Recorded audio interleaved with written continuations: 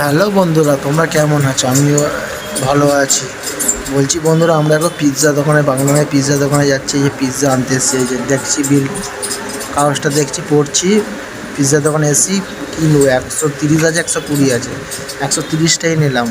এই যে টাকা পেমেন্ট করলাম ক্যাশ, একটা কাকিমার মতন বসে আছে, তাকে পেমেন্ট করলাম, 200 টাকা দিলাম, সে আমাকে 70 টাকা বলে। এই যে বসে আছি, পিৎজা তৈরি করছে, ঠিক আছে? এই পিৎজা তৈরি করছে, বসে আছি আমি।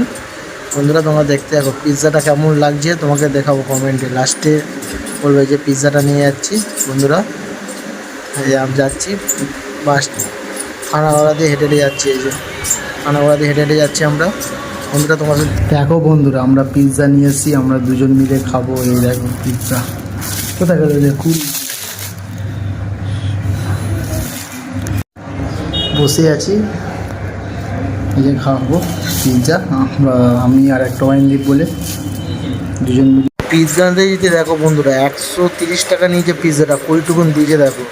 ছোট পিৎজা দিয়ে বলে 130 টাকা, বড় প্যাকেট করে দিয়েছে। শীতলা মিষ্টির দোকান থেকে গলি দিয়ে একটু ঢুকে গেলেই পিৎজার দোকানটা দেখতে হবে। কইটুকুন পিৎজা দিয়ে 130 টাকা নিয়ে নিল বন্ধুরা।